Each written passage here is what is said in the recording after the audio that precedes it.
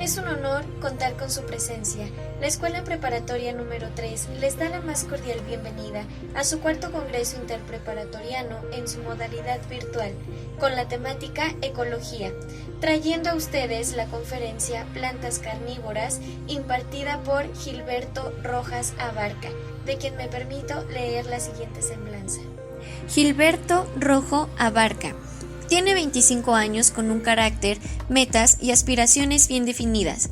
Desde pequeño, le ha interesado temas relacionados a la ciencia. No fue hasta su mayoría de edad que sabía que su futuro estaba ligado a la biología. Por ello, entró a la Universidad Autónoma del Estado de Hidalgo en la licenciatura de Biología, donde ha encontrado su nicho académico en temas de genética, evolución, biología celular y molecular, biotecnología e interacciones biológicas. Durante su historia académica adoptó como hobby la colección y cultivo de plantas insectívoras. Actualmente se encuentra a las puertas de su titulación por medio de la tesis titulada Variación en eficiencia de polinización en el sistema de reproducción acoplada Yucca filifera tegeticula yucacela. En su futuro, a mediano plazo, a nivel académico, tiene planteado estudiar una maestría, mientras que en un nivel personal tiene planeado lograr una estabilidad económica, emocional y sentimental, alcanzando así la tan anhelada independencia. Hola, ¿qué tal? Espero que tengan un buen día todos. Yo soy Gilberto Rojo Abarca, biólogo por la Universidad Autónoma del Estado de Hidalgo.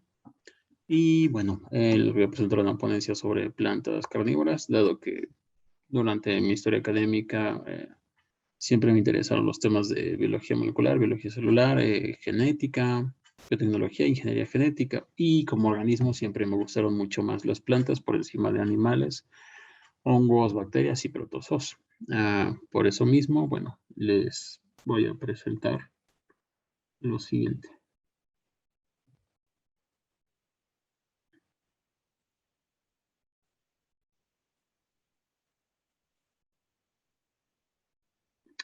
Muy bien.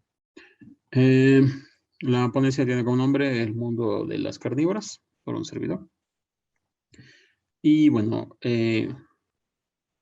como antecedente tenemos que Charles Darwin es el padre de la biología, fue uno de los primeros y por ende quizá uno de los científicos más importantes en estudiar estos organismos. Esto se vio un poquito eclipsado por los pinzones de Darwin, quizá uno de los estudios más importantes de Charles Darwin. Y como definición muy breve, posterior ya, digamos, nos adentraremos un poquito más en la definición, pero son plantas que obtienen la mayor parte de sus recursos nutricionales mediante la caza de insectos y protozoos. Pero, ¿cuántas plantas carnívoras existen? Actualmente existen alrededor de 600 o un poco más de 600 especies conocidas en la literatura.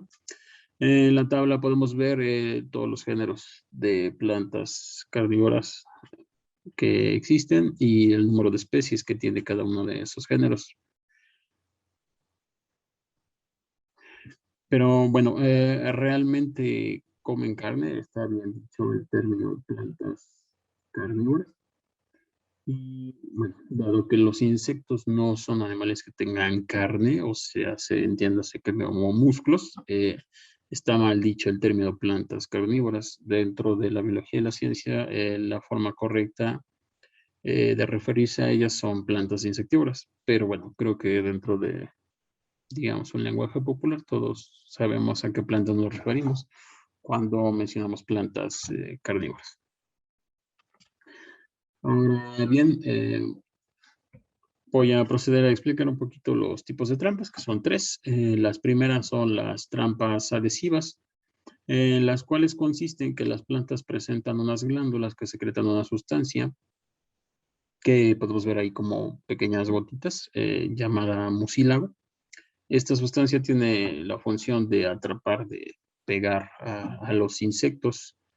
Eh, los insectos se ven atraídos por estas plantas, por sus colores, por sus aromas. Entonces, al momento de posarse sobre la hoja, pues el mucílago lo atrapa, ¿no? Con este como tipo pegamento. Al insecto al entrar en desesperación, pues intenta escapar, lo cual estimula más glándulas y hace que pues se atrape únicamente más, ¿no? Bueno, ahí podemos ver 3 ejemplos de 3 géneros diferentes, que son Drosera, Biblis y Pingüícola. Un segundo tipo de trampa son las formas de jarro o jarrón, en las cuales consiste en una hoja modificada que en forma de jarro, en el cual en algunas especies puede almacenar hasta 1 litro de agua. Eh, bueno, eso ya depende de la especie. El mecanismo consiste en que igualmente los insectos se ven atraídos por colores y por olores a la entrada de los jarros, donde estos van a resbalar, dado que son la parte de adentro de las trampas muy resbaladizas y tienen pelos en forma contraria a la salida, lo cual imposibilita a los insectos en escapar. Para el caso en concreto del medio, de la foto del medio, es Darlingtonia californica. Bueno, esta especie, como podemos ver, tiene forma como de bastoncito. Esta tiene la entrada por debajo del bastón. Tiene un pequeño orificio donde entran los insectos, por lo mismo, olores y colores. Solamente que en la parte de atrás de este bastoncito tiene unas partes que pareciera o emulan, digamos, a partes translúcidas, ¿no? De la planta. Esto con el fin de confundir al insecto y creer que por ahí entró. Entonces el insecto, pues, totalmente se encuentra mareado, ¿no? Desesperado por salir y pasa después exactamente lo mismo que en los demás ejemplares. Se resbala, cae al agua y, bueno, pues muere, ¿no? Después, posterior, ya veremos por qué. Y por último, tenemos también los tipos de trampas de sistema activo. Hace referencia porque tienen un movimiento, ¿no? Bastante particular. Por ejemplo, del lado izquierdo tenemos a Diadema muscipula, la cual dentro de sus hojas cuenta con pelos sensitivos. Igualmente que las otras, pues los insectos se ven atraídos por los colores y por los olores, en donde al estar dentro de la trampa, pues estimulan estos pelos, por lo regular tienen 3, al estimular 2, la trampa se cierra en una fracción menor a 1 segundo, y bueno, el insecto empieza a buscar una salida desesperadamente, lo cual hace que también estimule cada vez más estos pelos, entonces, pues bueno, la trampa se cierra cada vez más, ¿no? Del lado derecho tenemos a Utricularia giba, es una planta acuática, por eso está dividida en 2. La parte de abajo es la parte que está dentro del agua, luego tienen estos pequeños saquitos también donde son sus trampas, y la parte de arriba podemos ver la flor amarilla que se ve casi centrada en la imagen. Rápidamente, tocando el tema de evolución, ¿por qué llegaron, no, estas plantas a evolucionar? Bueno, para concretar, tenemos que la evolución son cambios en las características fenotípicas y genotípicas. Fenotípicas, entiéndase como rasgos visibles. Por ejemplo, en las plantas insectívoras vemos que, no sé, las trampas, ¿no? Los tipos de trampas, los colores, las formas, los tamaños, etc. Todo lo que podemos ver, todo lo que podemos medir, ¿no? Y tocar. Y las características genotípicas, que es eso que no vemos, pero que está ahí, todos sabemos que está ahí, que es el ADN. Bueno, estos cambios se van dando en el tiempo en generaciones. En el tiempo en generaciones hago referencia a que es un tiempo muy largo. Por ejemplo, si yo tengo unas características, ¿no? Y no quiere decir que mi hijo ya evolucionó porque tiene un código genético diferente, ¿no? La tasa de cambio o de mutación son, digamos, diferentes para todas las especies, pero no son muy continuas. Podemos contrastarlo un poquito utilizando la situación que vivimos actualmente de contingencia, donde los organismos en cuestión son virus y son bacterias. Los virus, las bacterias, dejan descendencia, se replican, ¿no? Se reproducen bastante rápido en cuanto a comparándolo con nosotros, los seres humanos, ya que pues nosotros los seres humanos tenemos que llegar a una edad para tener una edad reproductiva, luego dejar descendencia, y luego esa descendencia tiene que llegar otra vez a una edad, otra vez volver a dejar descendencia, y así. Entonces son un proceso mucho más largo, y las bacterias y los virus cambian bastante mucho más rápido porque se reproducen bastante mucho más rápido.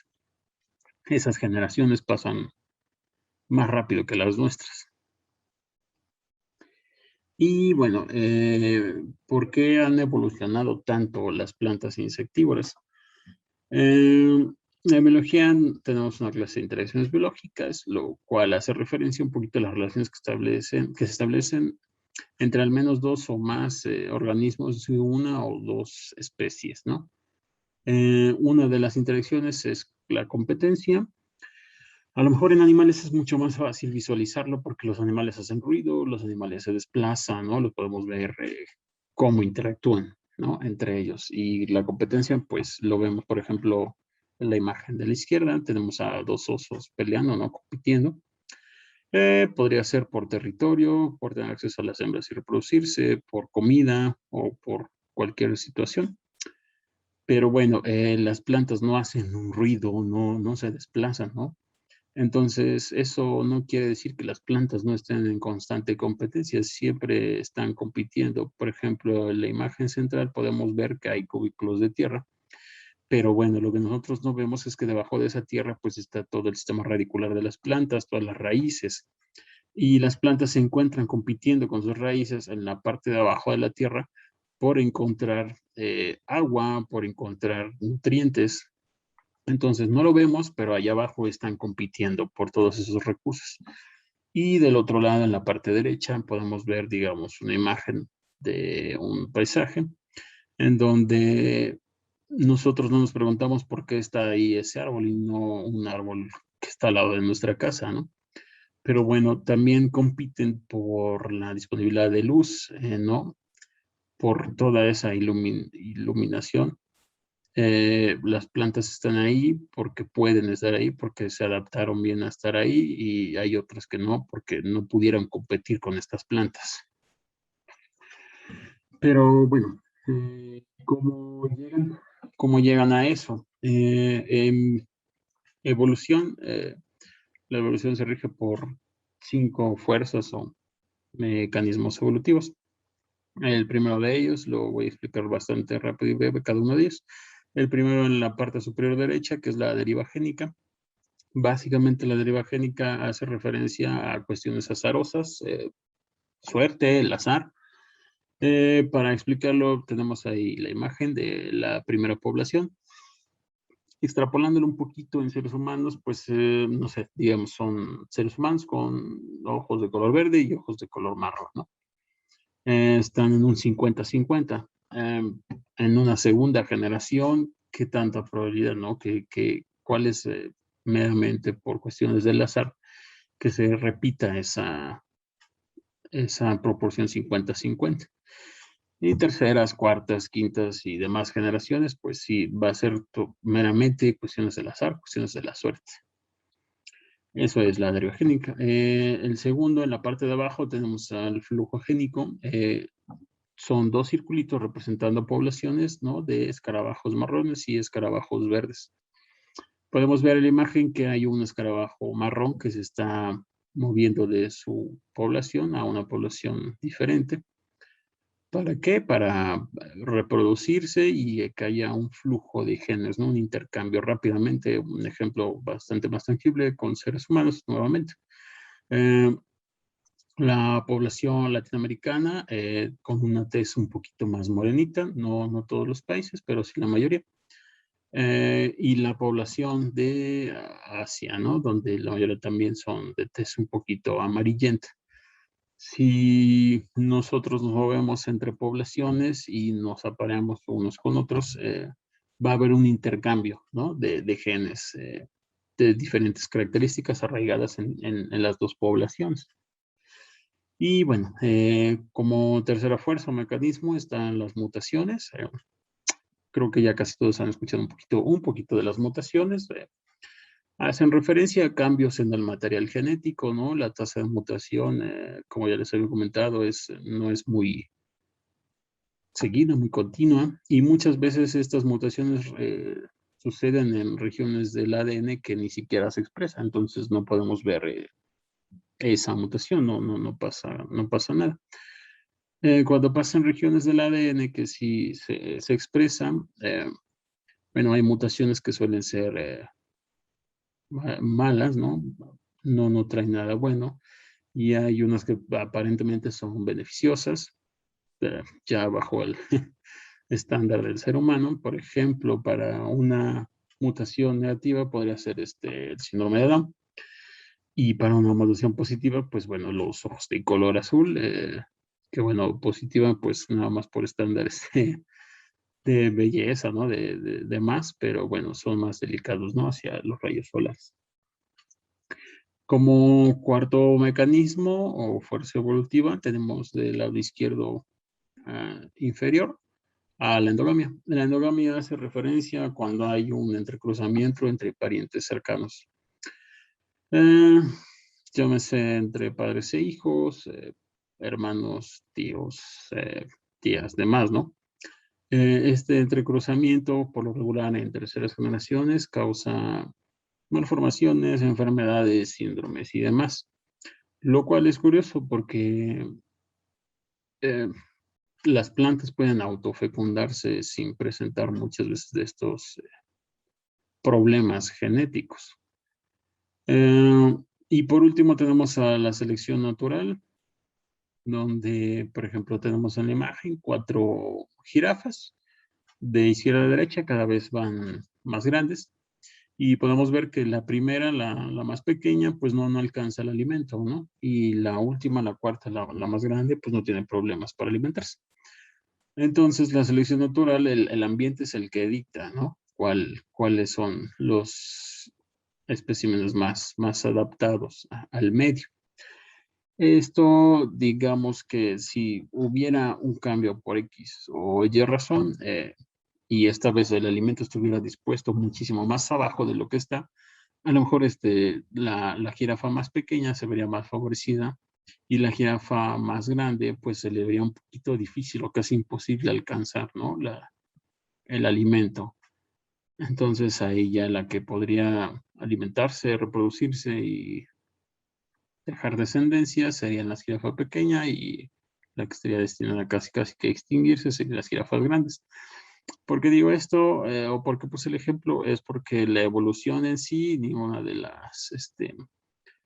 las fuerzas que lo acompañan, no tiende a favorecer algo en concreto. No tiende a favorecer como que estereotipos de que no, es más grande, lo tiene que favorecer porque es más grande, o este es un color más oscuro y lo tiene que favorecer porque no.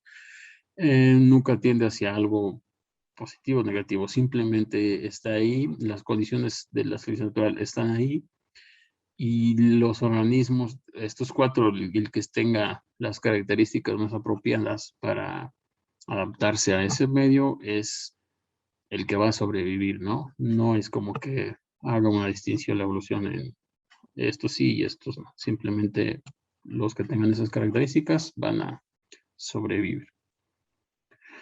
Y bueno, pasando rápidamente otra vez a las temas de las plantas insectívoras, ¿cuáles son esas adaptaciones que gracias a los mecanismos evolutivos han adquirido estas plantas carnívoras, ¿no? Como ya pudimos mencionar anteriormente, pues se encuentran en competencia, siempre se han encontrado en competencia. Las plantas carnívoras cuentan por lo regular con una raíz muy pequeña, la mayoría de ellas, y no son de un tamaño muy grande.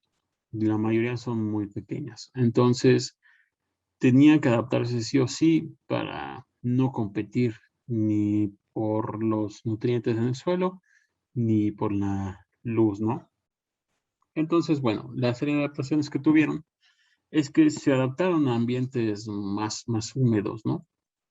Con suelos, sustratos o tierras pobres en nutrientes, especialmente en nitrógeno, son ecosistemas pantanosos, algo conocido como turberas, que son humedales, que tardan miles y miles de años en generarse, compuestas de turba, valga la redundancia, y la turba se entiende como el material orgánico dispuesto en capas que están en descomposición o semidescomposición. Y bueno, otra adaptación o modificación son las hojas, que ya lo he mencionado, son hojas modificadas, ¿no? En forma de trampa, pero no dejan de ser hojas y bueno, siguen siendo plantas. Las plantas sí tienen sus hojas para cazar, ¿no? Y capturar sus presas, pero bueno, siguen haciendo las mismas funciones que el resto de las especies de plantas, ¿no? Hacen fotosíntesis, lo cual quiere decir que, bueno, si no hubiera mucha disposición de insectos, ¿no? En el medio ambiente, no se van a morir, no es como que sea el fin, ¿no? Para estas plantas, ya que, bueno, hacen fotosíntesis y se mantienen vivas, ¿no? Está comprobado que, bueno, si tienen este ingreso de nitrógeno por los insectos, pues claramente, pues, van a crecer mucho mejor, más vistosas y más fuertes, ¿no? Con más defensas. Y tenemos por ahí otro término que son las plantas protocarnívoras.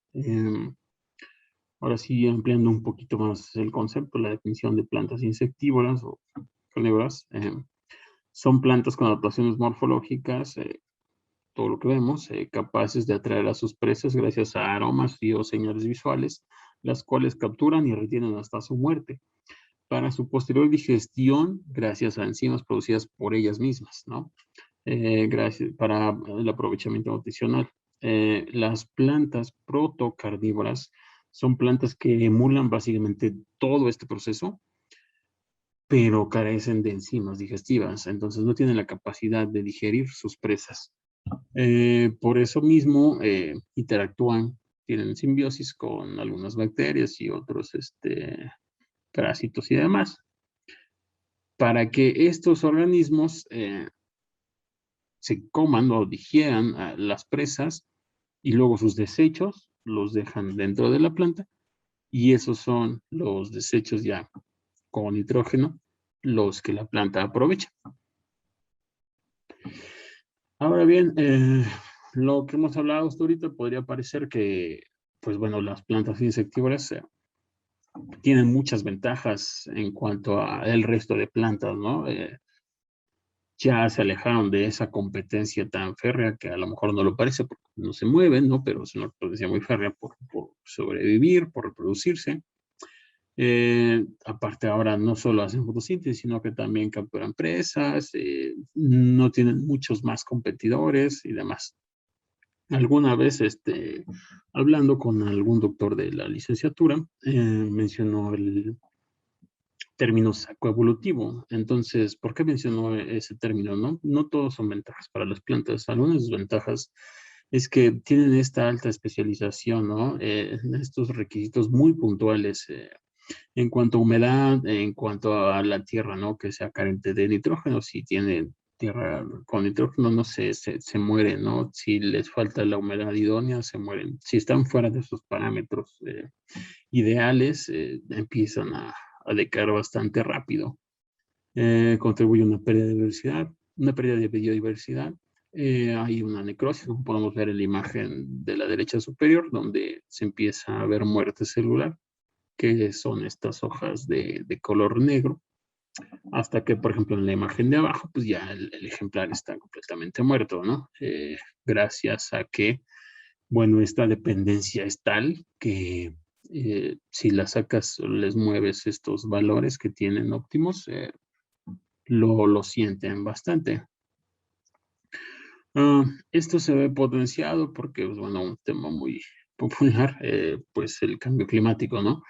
Cómo los seres humanos han acelerado este cambio climático. Ahora bien, no solo las plantas insectívoras son las que se ven afectadas, en general, todos los organismos, nosotros mismos incluidos, por este cambio climático y es tan acelerado que un proceso que tuvo que haber pasado en cientos, miles de años, lo estamos acelerando, pero muy feo. al punto de que ya sean las plantas insectívoras o casi cualquier organismo en el planeta Tierra va a tener muy poco tiempo para adaptarse a las nuevas condiciones que disponga el ambiente gracias a estos cambios, ¿no? Estas alzas de temperatura. Entonces, lo más probable, como aquella vez me mencionaba el profesor, sean un saco evolutivo porque son tan dependientes, se distanciaron tanto que si esa misma ventaja que les daba al principio con la llegada de los humanos potenciando el cambio climático, pues pareciera que es su principal desventaja, ¿no? Se cubrieron de sus competidoras directas, que son las plantas, pero se descubrieron de los que podrían parecer invasores, ¿no? Como los seres humanos. Y bueno, ya para finalizar, las plantas carnívoras en México, ¿no? Las plantas carnívoras están presentes en casi todos los hábitats del planeta, con, bueno, sus claras excepciones que son los desiertos y los polos, ¿no? Lugares muy extremos en cuanto a temperatura, muy, muy altas o muy, muy bajas. Y bueno, México no se queda atrás, ¿no? Porque cuenta con la presencia de al menos 3 genes reportados en la literatura actualmente. Uno de ellos es Utricularia, la que les había mencionado que es una planta acuática, perdón. La segunda es Drosera, la que tenía los puntitos que parecían, de mucílago que parecían gotitas. Y la tercera es Pingüícola, con un especial énfasis en este último género, que es Pingüícola, donde cerca de 50 especies, de un total de entre 80 y 90 del total, son endémicas del territorio mexicano. Endémicas hace referencia a que solo se encuentran en el territorio mexicano, ¿no? Endémicas de Hidalgo, pues bueno, se encuentran solo en Hidalgo. Pero bueno, son endémicas del territorio mexicano. Por ende, puse aquí un par de fotos de la misma especie.